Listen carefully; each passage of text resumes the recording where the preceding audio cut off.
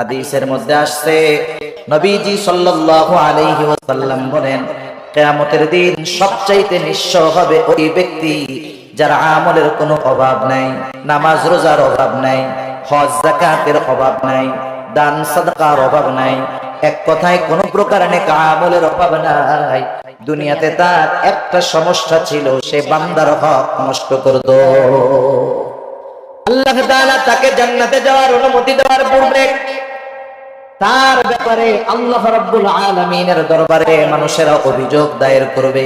লম্বা হাদিস, আমি শুধু সারমর্ম কথাগুলা বলতেছি। কিছু লোক তার বিরুদ্ধে আল্লাহ রাব্বুল আলামিনের কাছে অভিযোগ দায়ের করবে। লোকটা হয়তো বলবে, আল্লাহ, এই লোকটা দুনিয়াতে আমার হক নষ্ট করেছিল। কেউ বলবে আমার সম্পদ দখল দিয়েছিল, কেউ বলবে আমাকে কষ্ট দিয়েছিল।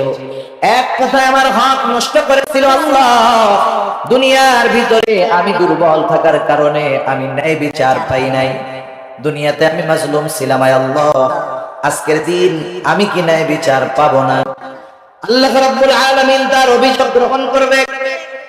এবার ওই পাহাড় পরিমাণ নেকের মালিককে বলা হবে, তোমার ব্যাপারে যে অভিযোগ দায়ের করা হলো সত্য নাকি? সে মিথ্যা কথা বলার কোনো উপায় নাই, স্বীকার যেতে সে বাধ্য। সে বলবে, হ্যাঁ, দুনিয়াতে আমি তার এই হক নষ্ট করেছি। আল্লাহ তাআলা বলবে, দাও, তার হকটা আদায় করে দাও।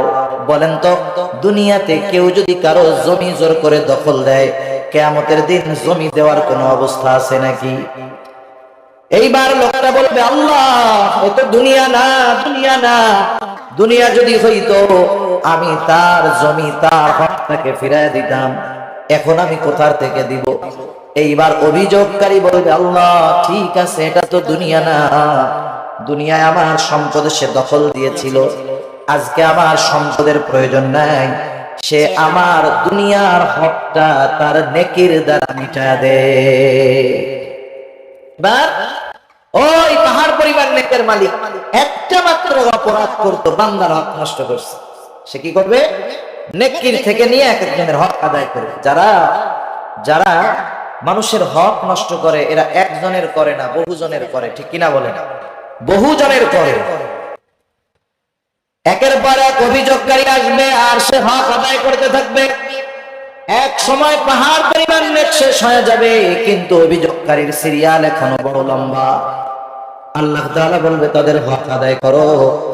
লোকটা বলবে, আল্লাহ, মানুষের হক আদায় করতে করতে আমার সব নেকি শেষ হয়ে গেছে।